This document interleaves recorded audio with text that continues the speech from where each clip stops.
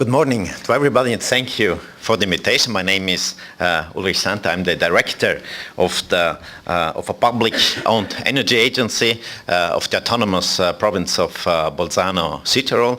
We are a small region located close to the border to Austria and to the Switzerland. We are also known as a KlimaHaus CasaClima agency. We have 3 languages in our region, German, Italian and Latin, and therefore KlimaHaus is the German denomination of our agency, and CasaClima goes well and sounds good in the other 2 languages.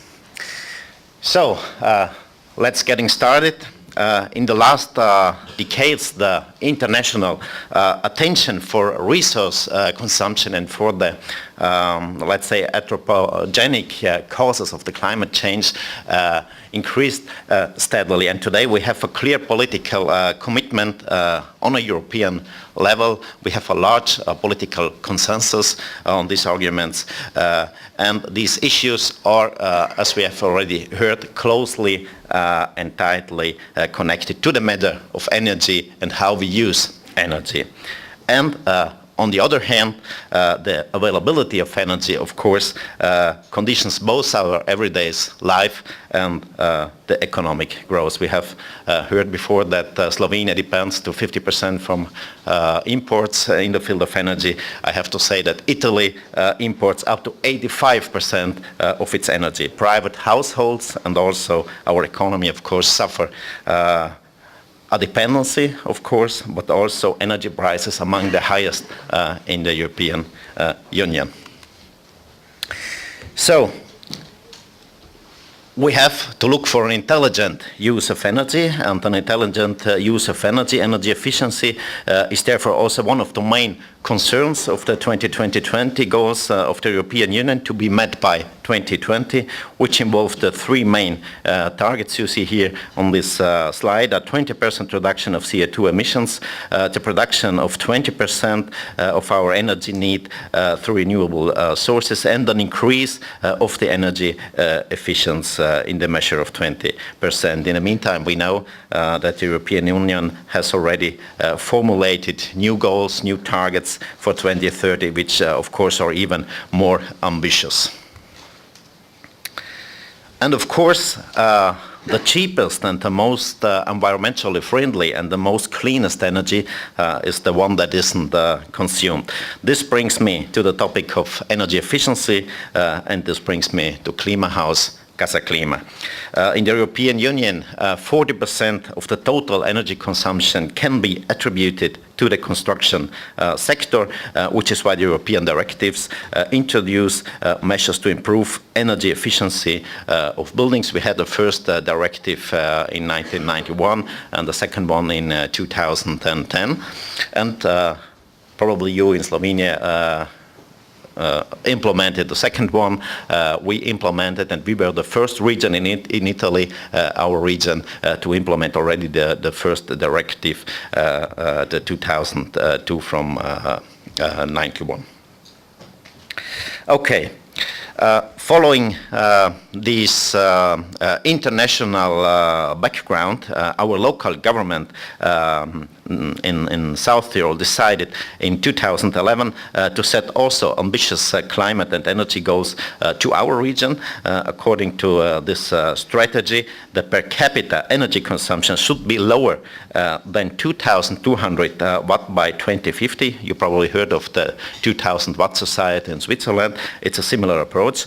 And CO2 emissions should be decreased to a level of 1.5 tons per year and person. We know today we have an emission of approximately 8, 9, 10 tons. It depends on the statistics we are looking at.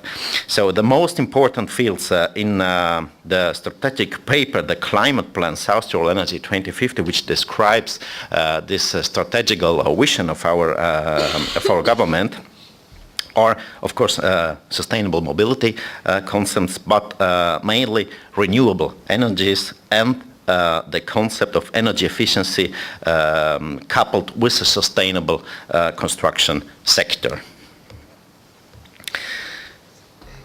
Our agency, the KlimaHaus CasaClima agency, deals exactly with these topics, particularly with energy efficient and sustainable building standards. We are a public body, and our core business is the development, on the one hand, of normative standards and the certification of buildings, not only of buildings. We certify also products and energy efficient products. And only yesterday we presented a new certification, program for sustainable municipalities, the KlimaGemeinde program. Maybe I will have the opportunity to present it in another session.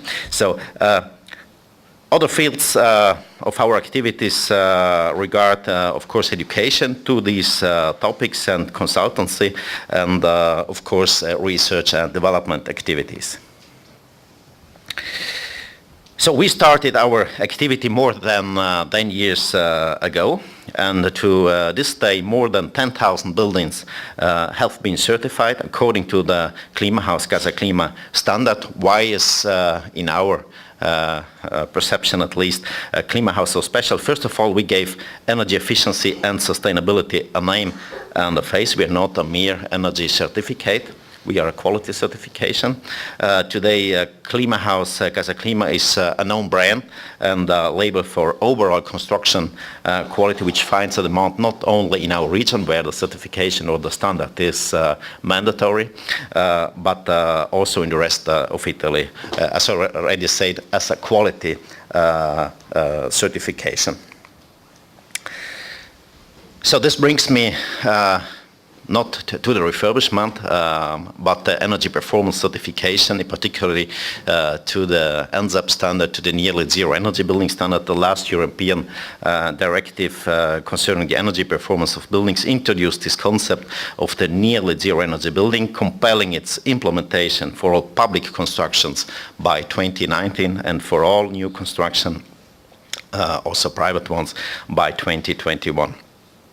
So our region has defined already in 2013 the NZEP standards by describing it with the KlimaHaus classes A and Gold, defining on the one hand, you see it on the left side of the slide, the performance requirements of both the building envelope and the global efficiency in terms of primary energy consumption, considering therefore also energy efficient building technology, the installed building technology, and the usage of renewable energies, with a special emphasis also not only on the heating demand, on the hot water demand. We consider also ventilation, lighting, and cooling demand, which is an argument which becomes more and more important and energy intensive also. And in our region, this NZEP standard will be mandatory for all new constructions already by 2017. So not by 2021, but already in 1.5 years, more or less. You may ask me, is this too early? Is this too ambitious standard? The answer is quite clear. No, the answer is no. Already today, 53% of all new buildings we certified in 2014 satisfy these requirements. So simply because NZEP, a nearly zero energy building, or a KlimaHaus building, name it, has already become a de facto standard for new buildings, at least in Central Europe. So we are not talking about the future, we are talking about the present.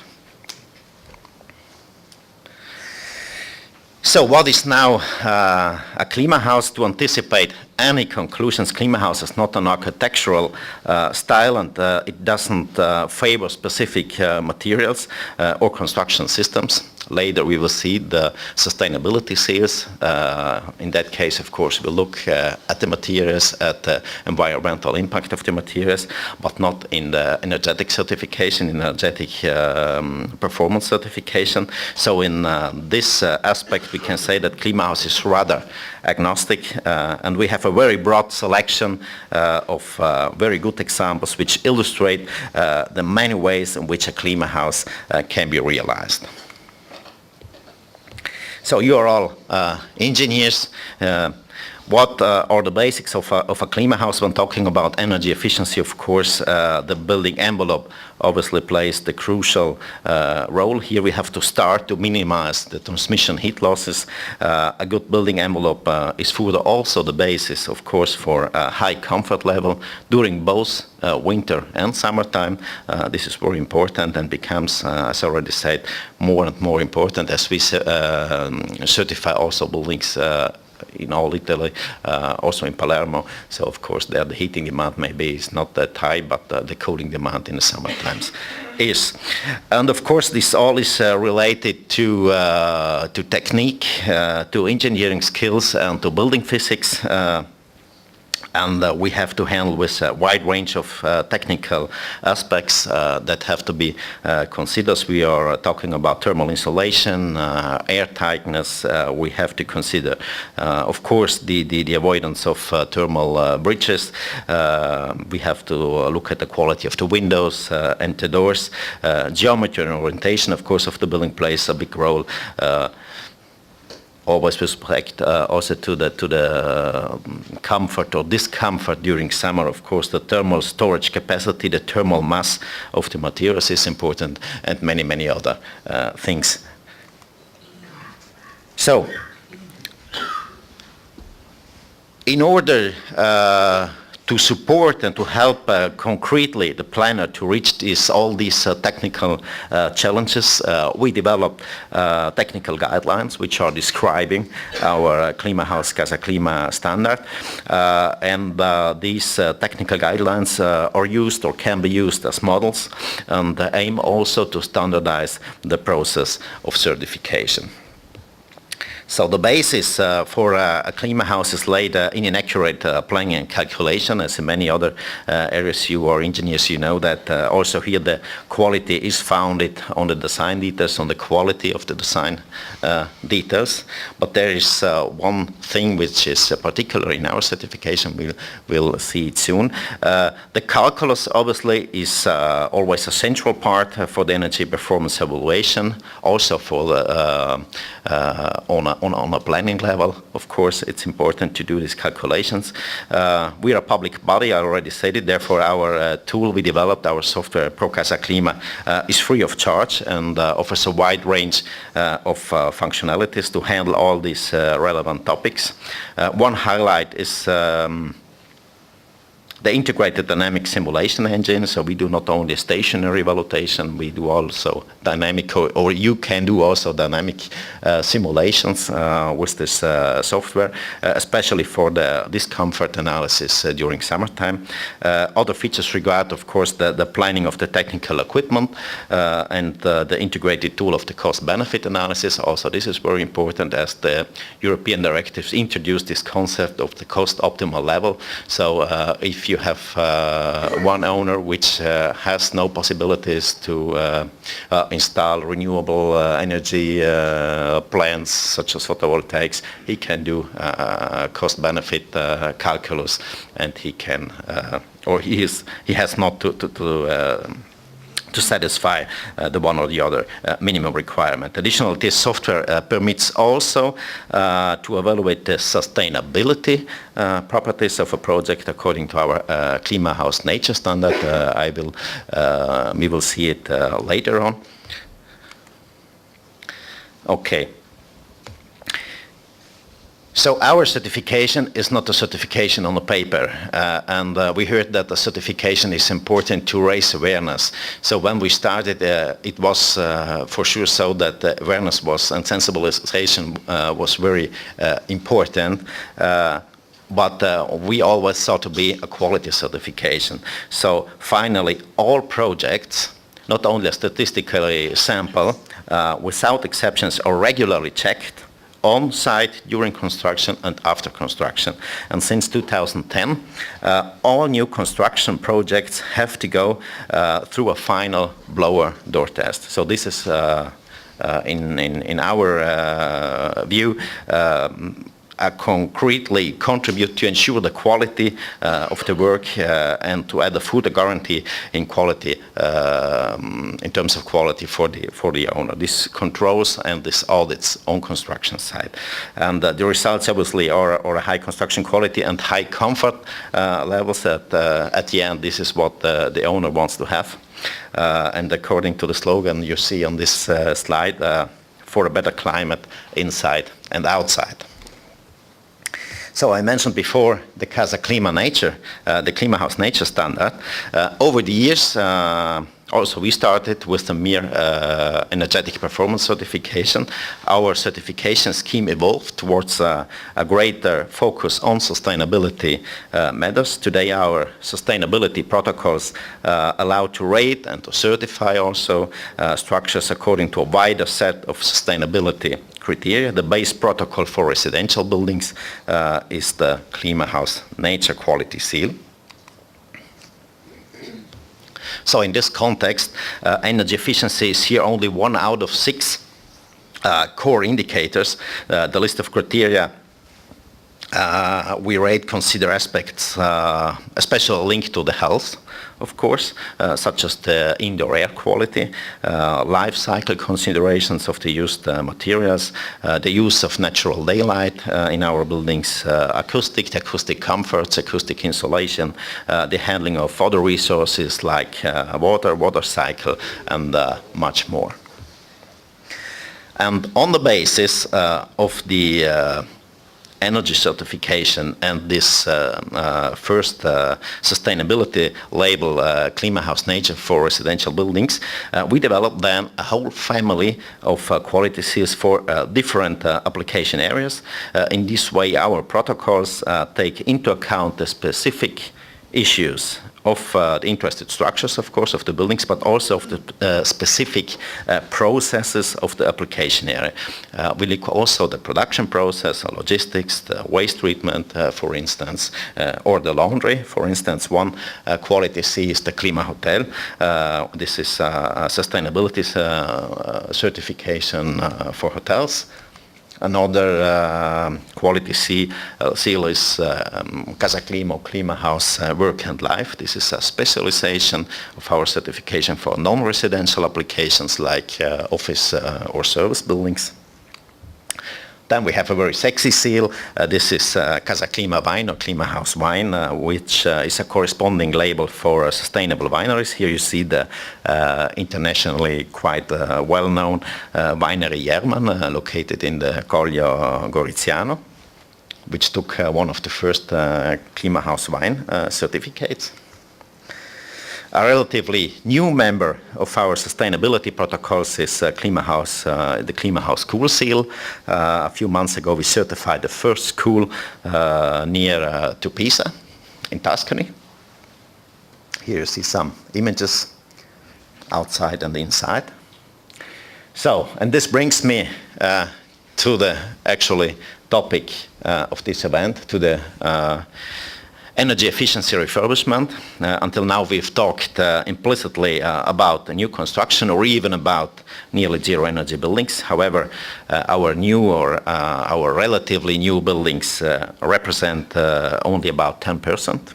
When we are looking at the total building stock, and I'm obviously looking at the Italian building stock in this case, one can see that about 70% of our buildings were constructed more than 40 years ago, and many of these buildings are in an extremely bad condition, not only with regard to the energy efficiency, and many of these structures have never been refurbished and have heating requirements up to 10 times higher than a modern KlimaHaus or a passive house building. So, having in mind the 2020 targets of the European Union, the real challenge is probably to be found in the refurbishment of the existing buildings. The new buildings are not a big problem. As I said, the NZAP standard is in reality the factor standard. So, however, you are engineers, you know that the techniques and possibilities we have for the new constructions are only in part applicable for the refurbishment of existing buildings. In addition to these technical aspects, existing assets have to be obviously considered. For instance, monument conservation issues when you want to preserve a facade. Or other border or boundary conditions you have to consider when approaching a refurbishment project. Another very important issue concerns cost efficiency. Cost efficiency has to investigate it in depth so as to implement a reasonable I would like to say degree of energy efficiency. This is why KlimaHaus has developed a special certification protocol for refurbishment projects, the so-called KlimaHaus or CasaClima or certification. So the main objective of this KlimaHaus R protocol is not to reach a certain efficiency class, so R does not describe an energy efficiency class, of course. R stands for Renovierung, refurbishment, retrofitting, risanamento. It sounds good in all the languages. In Slovenian, I don't know. So my Slovenian is not poor, it's absent, so I don't know. So the real objective of the CasaClima R protocol is to identify the existing improvement potential for every single building and to implement then an optimal level of energy efficiency at optimal cost. So bringing an existing building from 300 kilowatt hours per square meter year to 100 is a big success. So we should not think to, when we are talking about refurbishment, to bring these buildings in a passive house category. So that makes absolutely no sense. So, of course, also here we developed technical guidelines, and these technical guidelines, particularly in the field of energy efficiency refurbishment, is also thought to be a best practice guideline for the planners, especially to avoid refurbishment mistakes. For instance, the accentuation of thermal breaches, which can happen, we know. Or when, for instance, a facade has to be preserved, there is usually employed an inside insulation. These mistakes in the planning or execution phase can then easily lead to condensation and also mold problems, as we know. So here we see three refurbishment examples for different categories of buildings: residential, non-residential buildings. The right one is under monument conservation. All of them were certified according to the KlimaHaus R protocol, and so what's the lesson we learned also when developing this certification and this best practice approach? A refurbishment should always be seen as the art of the possible. Too ambitious or too rigid minimum requirements do not really help to improve on a large scale the energy efficiency of our building stock, and this does not help us in reaching the European Union targets. So the best moment, of course, to upgrade the energy standard of an existing building is when the structure requires some extraordinary maintenance. In this case, the additional costs for improving the energy efficiency amounts approximately 1/3 of the overall cost. This has to be considered when we are talking about payback times and amortization. And in this context, also the so-called Prebound and Rebound effects lead often to disappointment for the planner, for the owner, for everybody in the end. The energy demand calculus prior, and this is the Prebound effect, prior to refurbishment is often too conservative, and the one after refurbishment is often too optimistic, and this causes overestimated savings and consequently underestimated payback times and all the discussions that energy refurbishment doesn't pay at the end. So, I bring you also some experience on the incentives which we have in our region and public programs.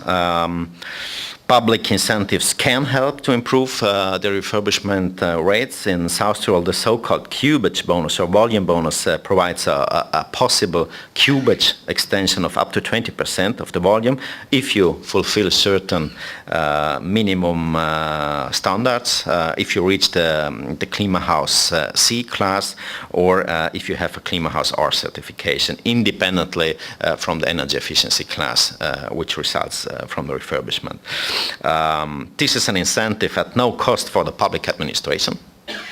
So, you know, building ground is really a really rare resource in our region, so this is bare money. We have a similar approach also for new buildings with outstanding performance beyond the minimum standards. So who builds already today and ends up building in class gold, certifying it also in the field of sustainability, not only in the field of energy efficiency. Also there it is possible to get a cubage bonus. And of course, all these measures help also to bring to bring the technology, the products, and the quality on a higher level. And the acceptance, of course, by the citizens. Further, we have other financial incentives and possibilities for fiscal deduction. So the local government spends every year about 30 million euros on direct financial incentives. So you can get 30% of the documented costs for defined measures in a similar approach as we have heard it before from the colleague from Carinthia. Then we have also fiscal incentives, of course, on a national level. In this case, we have the possibility of a fiscal deduction of 50% for retrofitting measures in general, and 65% for energy efficiency refurbishment, up to maximum amount of 96,000 euros. And these measures show to work.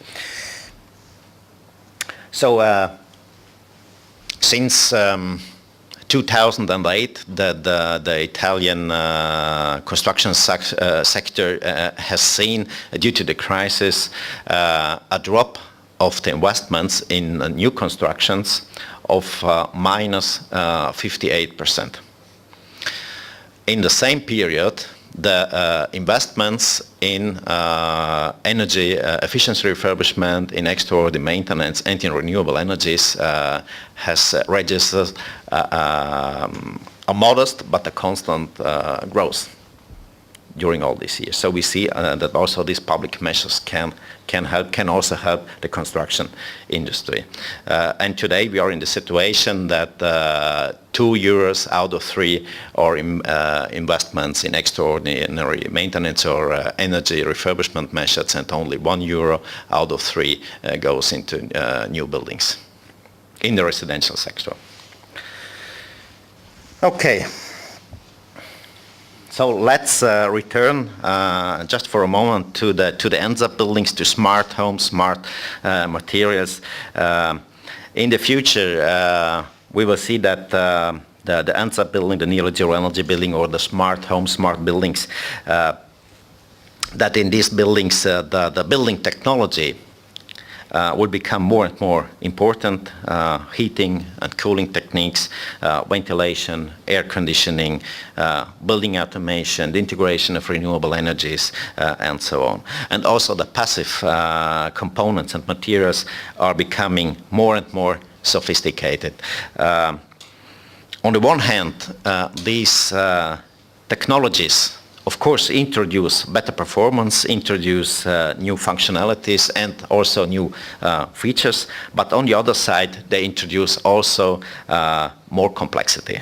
And this leads often to less robustness and less fault tolerance of our buildings, and therefore I think that one of the future design criteria should be a certain resilience of our buildings for both the active and the passive parts and components of our buildings.